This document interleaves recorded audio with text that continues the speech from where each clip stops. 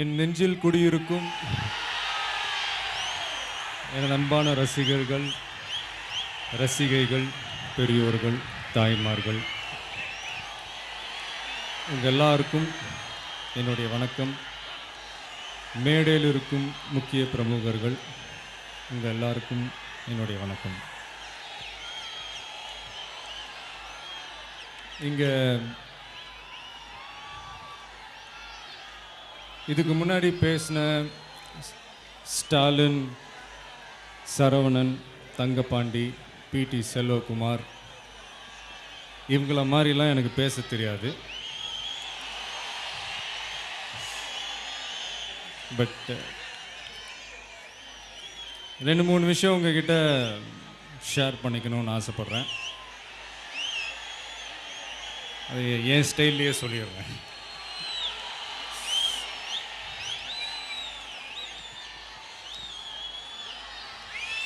உங்கள் எல்லோரும் நினச்சி பார்க்கும் போது எனக்கு ரொம்ப சந்தோஷமாக இருக்குது. சென்னையில் நான் எந்த ஒரு நல்ல காரியம் செஞ்சாலும் அதை ஃபாலோ பண்ணி உங்கள் ஊரில் நீங்கள் செஞ்சுக்கிட்டு இருக்கீங்க. நான் ஏழைங்களுக்கு சின்னதாக ஒரு அன்னதானம் செஞ்சாலும் அதை ஃபாலோ பண்ணி உங்கள் ஊரில் செஞ்சுக்கிட்டு இருக்கீங்க. பிறந்த குழந்தைங்களுக்கு தங்க மோதிரம் போட்டால் அதையும் நீங்கள் செய்கிறீங்க.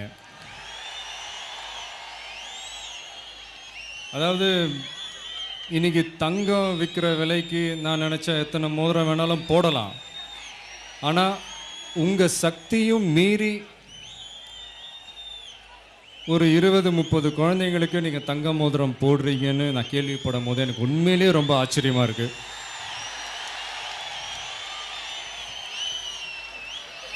என்னுடைய பிறந்த நாள் அன்னைக்கு கிட்டத்தட்ட 50,000 பேருக்கு மேலே இரத்த தானம் செஞ்சுருக்காங்க. கிட்டத்தட்ட ஒரு 2,000 பேர் கண் தானம் செஞ்சுருக்காங்க.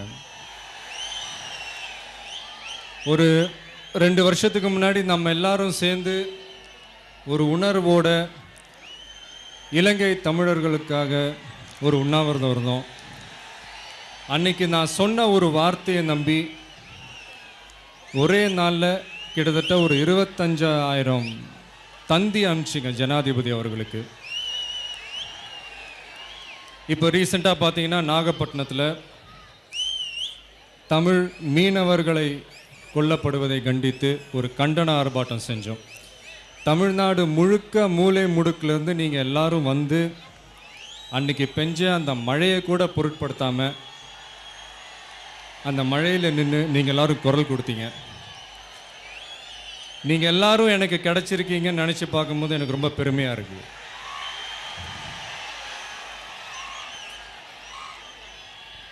நான் உங்கள் எல்லாரையும் நான் வெறும் ஒரு ரசிகையாக மட்டும் நான் பார்க்கல. என் கூட பிறந்த ஒரு அண்ணனா, ஒரு தம்பியா, ஒரு தங்கச்சியா, ஒரு அக்காவா, ஒரு அம்மாவா நான் பார்க்குறேன். நீ எந்த ஊரு, நான் எந்த ஊரு, முகவரி தேவையில்லை. நீ என்ன உறவு, நான் என்ன உறவு, சொந்தத்தில் அர்த்தமில்லை. தொப்புள் கொடி உறவா, கட்சி கொடி உறவா,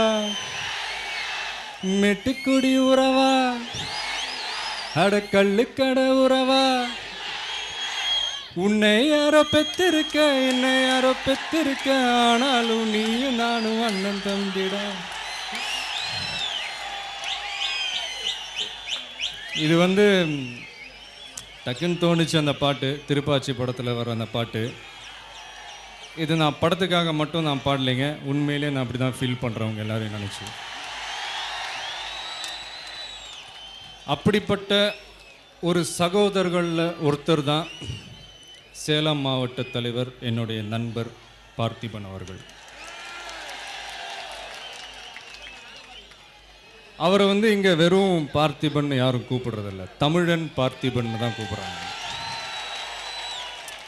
அப்படிப்பட்ட ஒரு பயங்கரமான ஒரு தமிழ் பற்று உள்ள ஒரு நண்பர். ஒரு சின்ன உதாரணம் சொல்லணும்னா, இப்போ ரீசெண்டாக நடந்த தேர்தலில்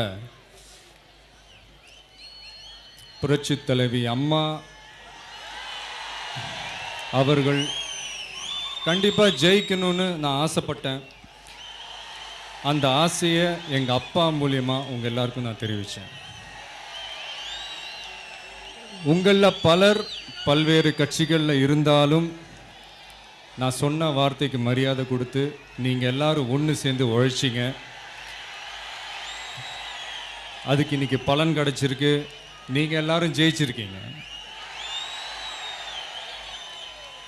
அந்த தேர்தல் டைமில் எனக்கு நல்லா தெரியும் பார்த்திபன் அவர் எவ்வளவு கஷ்டங்கள், எவ்வளவு தவறான வார்த்தைகள், எவ்வளவு சிரமங்கள் வந்துச்சுன்னு எனக்கு நல்லா தெரியும்.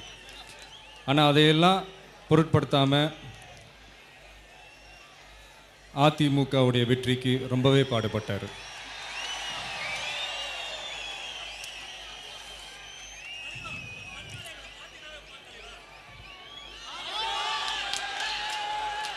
அது மட்டும் இல்லை, இப்போ ரீசெண்டாக புரட்சி தலைவி அம்மா அவர்கள் இலங்கை தமிழர்களை படுகொலை செஞ்ச ராஜபக்சேவை போர் குற்றவாளி என்று கூறியதை வரவேற்று பார்த்திபன் அவர்கள் ஒரு கூட்டமே நடத்தினார், போஸ்டர்லாம் ஒட்டினார் இந்த எலெக்ஷன் டைமில். அப்படிப்பட்டவர் இந்த மாதிரி ஒரு ஃபங்க்ஷன் பண்ணணுன்ட்டு என்கிட்ட கேட்டார். கிட்டத்தட்ட ஒரு 10-15 நாள் முன்னாடி தான் இந்த ஃபங்க்ஷன் ஏற்பாடே ஸ்டார்ட் பண்ணோம். இந்த 10 நாளில் இப்படி ஒரு பிரம்மாண்டமான ஒரு ஃபங்க்ஷனை ஏற்பாடு செஞ்ச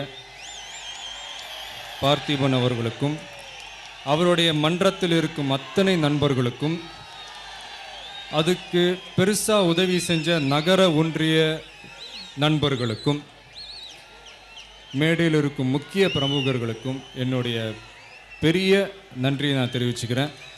பார்த்திபன் அவர்களுக்கு நான் ஒரு சின்னதாக ஒரு செயின் போடணும்னு ஆசைப்படுறேன்.